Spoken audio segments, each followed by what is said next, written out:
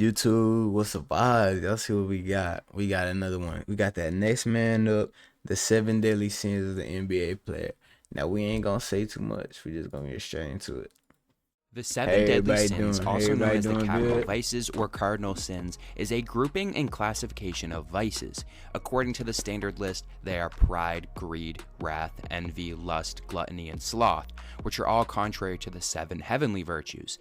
In the NBA, there are plenty of players that can represent the seven sins, and today I picked the best ones, in my opinion, that really represent the sins with current players. Let's hear it. I've seen many making this style of video, so shout out to June Plug. So he's been making these videos for rappers and artists, so shout out to him for the idea, and let's get into it.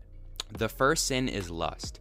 Lust is described as the intense desire for a certain thing, and today we're going to be talking about power. When thinking of power in the NBA, that can mean a lot of things, but power usually comes from championships. Sorry, that's opinion. not what I was Kevin thinking. Durant My is the bad. first player Sorry. that comes to mind. Sorry. After leaving the Thunder in 2016 to join the Warriors, he was very highly scrutinized, and even still to this day, just to a lesser extent.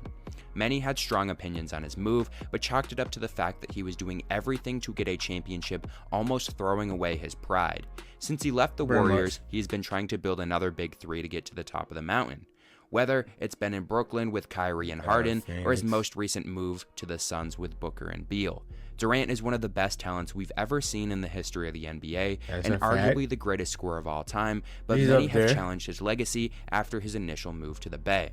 Despite the move happening 8 years ago to this point, it seems like he is still doing anything in his power to get back to the top, like any other player would. But in Durant's case, his motives have been more questioned than any other superstar in history. The second sin is gluttony. Gluttony is described as an overconsumption to the point of waste. For this one, I'm going to be talking about Zion Williamson. Coming out of college, Zion was one of the most highly touted prospects of all time, showing that he could do anything. First, I was thinking Zion. He was one of my favorite college players ever to watch, as it seemed like every game he would do something special.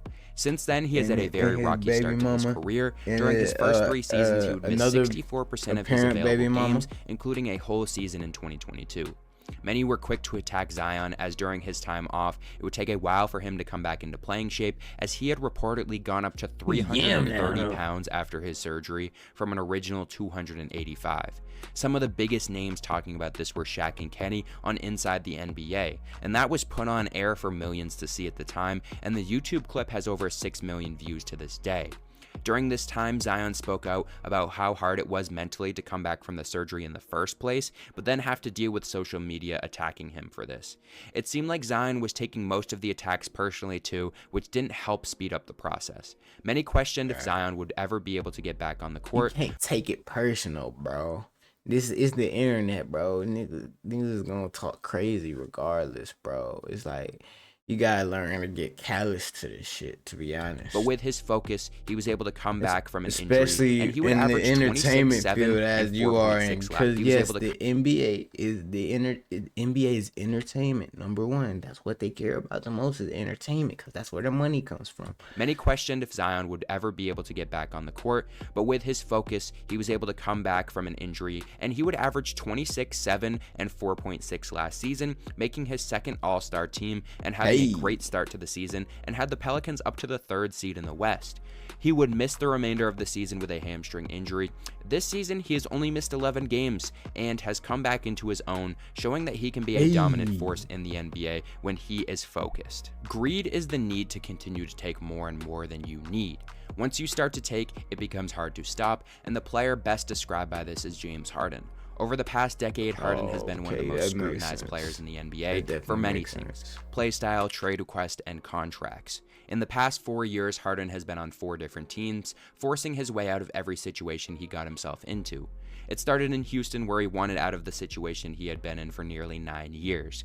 Many players ask for their way out of situations, but the way that he got out rubbed many the wrong way. He to wore get out that of Houston, fat suit. he played to a level we have never seen him at, He put being that fat suit lackadaisical on and almost jogging in every game, showing no effort until they finally felt like they had to get rid of him and sent him to Brooklyn. The Brooklyn Big Three didn't work out, and Harden would make his way out once again, being traded to the 76ers to unite with Daryl Morey. One win away from the conference finals last season. And he sold. As You Harden would go 7 and for Embiid 27 in the sold. final 2 games, and the Sixers would once again be Both eliminated in the second stars round, and sold. Harden would fall short of a championship. He then again forced his way out after the Sixers weren't willing to pay him as much as he thought he deserved, and is now on the Clippers, marking his 4th team in 4 years. Maybe this will finally be the opportunity that Harden has been waiting for, but if it's not, what else will Harden ask for? You're only as worth as someone is willing to pay for, but at the end of the day, if no one's willing to pay, you're not going to get paid. Sloth is described as an absence of interest or discipline in something. In this case, basketball. Many players in history could fit this description, but a current player would be Ben Simmons.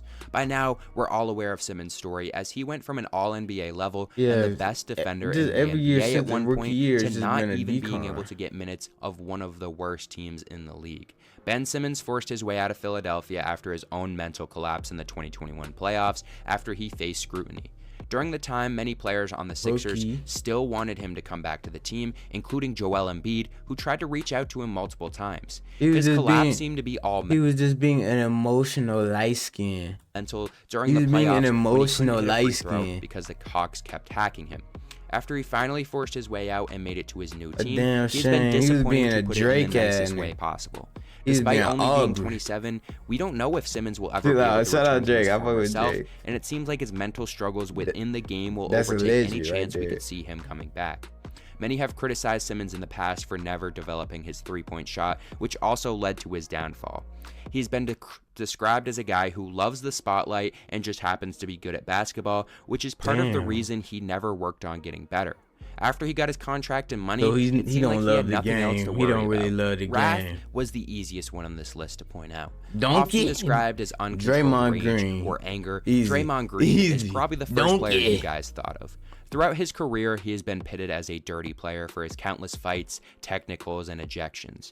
Despite how you feel about him, Draymond doesn't really care. Some say he's playing hard, some call him the dirtiest player of all time. Either way, you look at him as a disruptor, and his ego and pride can get the best of him more often than not. Creating chaos is part of his game, no matter how you want to chalk it up, and he will continue to do this no matter what you think about it. The Warriors have definitely had problems with him, as he's been suspended for multiple games, even in the finals at one point, but it just seems like Draymond's not going to change. Envy is most commonly described in 3 steps. The first by lowering someone's reputation, the second is joy at someone's misfortune, the third is hatred. Kyrie Irving is the player who comes to mind here because of his way of commenting on past teammates, most commonly LeBron James.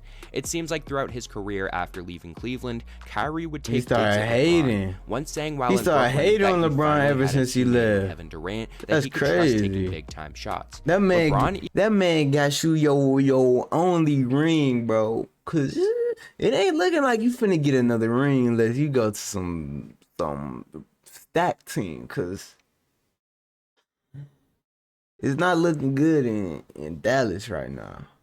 Even publicly said he was hurt by this and didn't know why Kyrie would call him out, as he still loved Kyrie like a brother and at the time had no ill will towards him. Envy is also a mix of greed and lust, and Kyrie could be described as both, as his intentions have changed a lot during his career. That's true. Once teaming up with LeBron, he decided to leave because he wanted to captain his own team in Boston. He told them that he wanted to re-sign and he wanted to be a Celtic. He would then leave and then create a super team in Brooklyn, kind of burning everything in Boston. When that didn't work out, he has now become a second option again in Dallas. So there's a lot of question marks around Kyrie's career and a lot of things off the court as well too.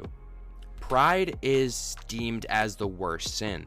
Before this season, we could have described this sin with Damian Lillard, as his pride was holding him back for so long in Portland that some would say that he wasted what could have been a legendary career. He still is one of the best guards of all time at this point and has gone on to do numerous amount of things, but a championship is just something he never achieved, and his pride was holding him back in Portland. For now, we'll pivot to someone who believes they're a lot better than they truly are, and recently has had one of his quotes backfire. Who that? Kyle Kuzma tweeted out, "At this point, it's just don't be that team," referring to the Detroit Pistons, who were in the midst of the worst losing streak in NBA history. Since that tweet, the Pistons are actually above the Wizards in the standings, and Kuzma has now become the leader of the team they didn't want to be.